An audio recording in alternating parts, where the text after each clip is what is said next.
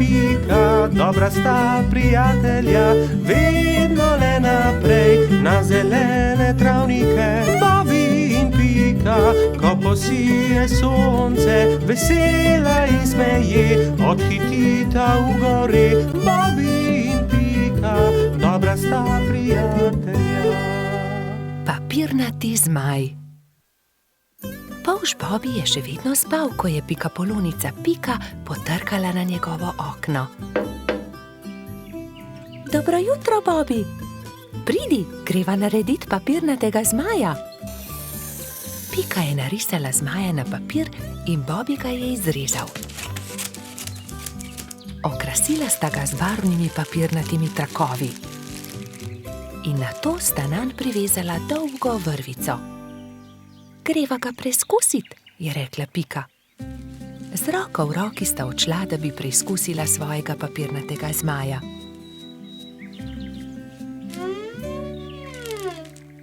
A ne glede na to, kako sta se trudila, je zmaj vedno znova padel na tla.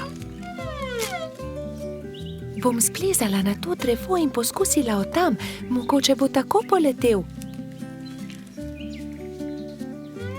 Vendar je zmaj spet pristal na tleh. Nenadoma je začel pihati veter in ponesel papirnatega zmaja stran, z njim pa tudi Piko. Bobby, pomagaj mi! Bobby je splezal na drevo in ujel Piko za nogo, vendar je ni mogel potegniti nazaj. In tako sta letela oba. Trud Baltazar je priletel mimo, ujel je Bobbyja za nogo, a tudi on ni mogel potegniti zmaja nazaj. In tako so zdaj leteli vsi trije. Koloradski hrošč Edi je sedel na vrhu borovca, ujel je Baltazarja za nogo in tako so začeli leteti vsi štirje. Skokica, pomagaj! Je zavpil Baltazar kobilici, ki se je ravno sprehajala v bližini. Skokica je ujela Edija za nogo in tako je zdaj letelo vseh 5. Veter je začel postajati močnejši in močnejši. Petuljčica Rozi je priletela mimo, ujela je Skokico za nogo in tako jih je letelo vseh 6. Hrošč Rogač Gašper in kačja pastirka Zefira sta jih brezupno gledala.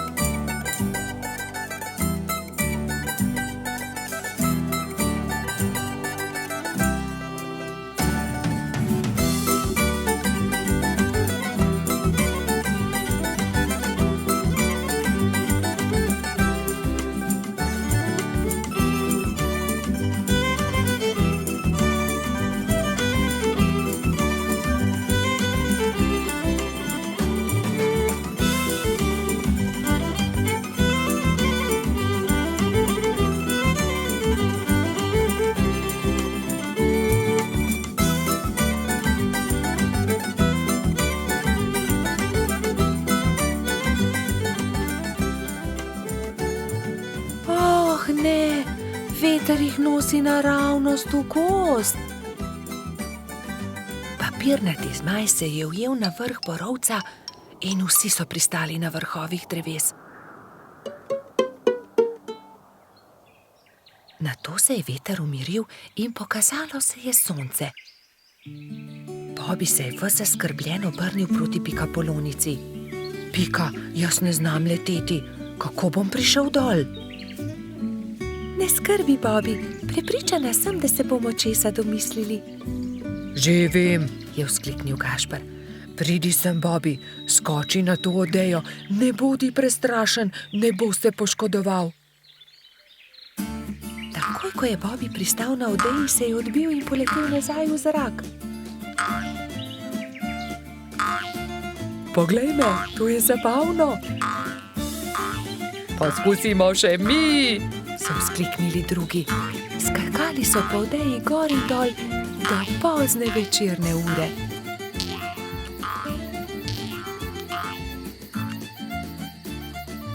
Po noči, ko so prebivalci gozda trdno spali, je veter spet začel pihati in zmaja odnesel stran.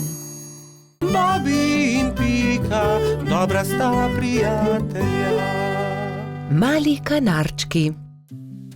Nekega lepega dne si je kanarček Klemen našel partnerko. Alenka je živela na hrastovem drevesu nedaleč od Pikine hiše. Klemen in njegova partnerka sta si naredila gnezdo na najlepši veji hrasta. Bibi in Pika pa sta od spodaj opazovala ptici, kako gradita gnezdo. Poglej, Alenka že več dni ni vstala, samo sedi v gnezdu. Je mogoče bolna? Je skrbelo Polžka. Kje pa, Bibi? Zagotovo bo valila jajca, imeli bodo mladičke, se je navduševala Pika. Jajca?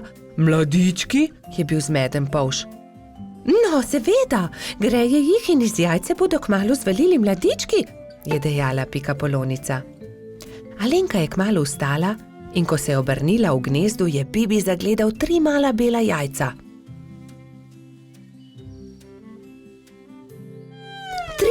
Trije mladički bodo, je veselo stekel k Piki. Nekega jutra se je zaslišalo razburjeno čivkanje na hrastu. Hura, izlegli so se mladiči, je vzkliknila Pika in se od veselja objela z Bibijem. Ali jih lahko pogledava? Je vzburjeno Pika vprašala Klemena. Seveda, ampak bodita previdna, ker so še zelo majhni in nemočni, je rekel ponosni oče. Klemen je odnesel na hrbtu Bibija in Piko in jo izkrcal poleg gnezda. Kako so lepi, je veselo rekla Pika. Polž in Pika Polonica sta nežno pobožala mlade kanarčke. Mali ptički so hitro rasli, kmalu so se začeli učiti letenja. Alenka jih je pridno učila in vsak dan so bili bolj napredovali. Gremo po hrano, bodite previdni, je rekel Klemen. Da ne bi slučajno sami izleteli iz gnezda. Majhni ste še, zato lahko letite samo v najinem spremstvu, je dodala Alenka. Ampak najmlajši mladiček se ni držal dogovora. Daj no, ja že dobro letim, bom poskusil sam, je rekel in vzletel. Ne smeš, sta čivkala druga dva, vendar ga nista uspela zadržati. Ko sta se vrnila starša, sta 2 mladička nervozno postopala v gnezdu. Odletel je najin bratec, sta jokala oba.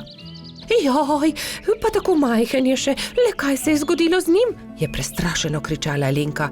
Kričanje sta zaslišala tudi Bibi in Pika. Takoj sta odhitela iskat potepinskega mladička.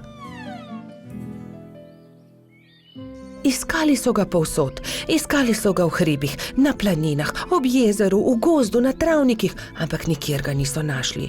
Počasi se je stemnilo. Kako naj ga iščemo v tej temi? Je vprašala Alenka in začela grenko jokati. V tistem hipu se je prižgala posebna luč na nebu. Cela gruča kresničke prihitela kanarčkom na pomoč. Mi bomo svetili, zagotovo ga bomo našli, so dejali soglasno.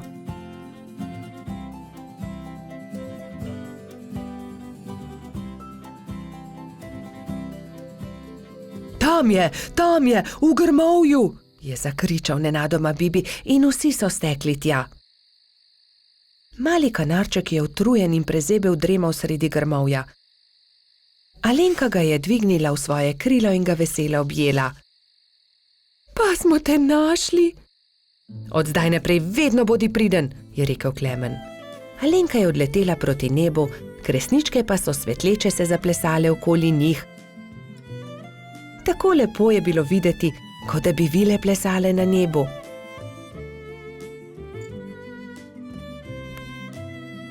Družina kanarčkov pa je kmalu legla k počitku. Alenka je pod svojimi krili grela mladičke. Lahko noč, ptički, je veselo šepetala Alenka. Bobi in Pika, dobra sta prijatelja. Sončnice. Bobi in Pika sta aprila posadila sončnična semena. Skrbno sta negovala in zalivala vrt in kmalu so iz tal pognale sadike. Rasle so, se razvijale, pognale popke In junija so se odprli lepi rumeni cvetovi. Hura! Sta Polž in Pikapolonica pozdravila cvetove. Bobby je opazil, da cvetovi enkrat gledajo sem, drugič pa tja. Glej, Pika, vrtijo se. Zakaj? Ker vedno gledajo proti soncu, zato jih imenujemo sončnice. Ko je sonce zašlo, so sončnice sklonile glave in zaspale. Naslednje jutro je obupano vpitje zbudilo prebivalce gozda. Joj, kaj se je zgodilo? Joj, naše sončnice! Je jokala Pika. Kdo bi to lahko naredil? Je jokal tudi Bobby. Kdo je oglodal stebla rož? Rozi je svežo roso prala rane, Pika je z mladimi bilkami obvezala stebla rož. Sončnice so se znova smehljale. Prijateljčki so se začeli pogovarjati v Baltazarjevi hiši.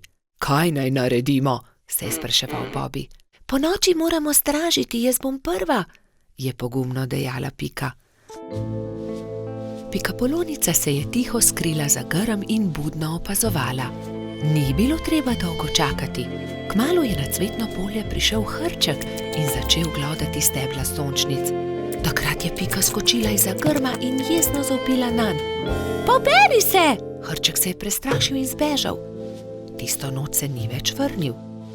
Naslednjo noč je Rozi pazila na rože, naslednji večer Baltazar, nato Gašper. Nazadnje je prišel na vrsto Bobby. Polž se je skril za grm in potrpežljivo čakal. Čakal je in čakal, vendar je kmalu zaspal. Sploh se ni zbudil, ko je prišel Hrček in temeljito pogrizel stebla rož.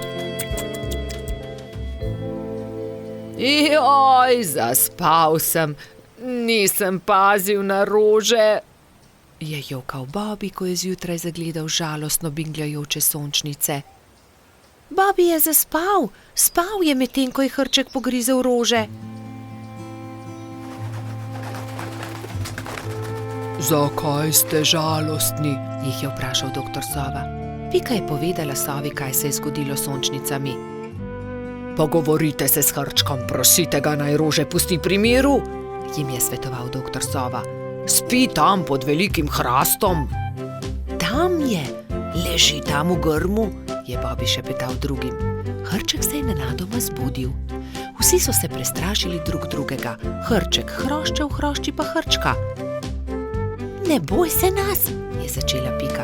Le to bi te radi prosili, da pusti pri miru naše sončnice. Ampak potem bom lačen, se je opravičil Hrček. Prinesli ti bomo jabolka in repo, kje je tvoja hiša, je vprašal Bobby. Nimam hiše, je žalostno odgovoril Hrček. Nimaš hiše, je v šoku ponovil Baltazar. Potem ti jo zgradimo.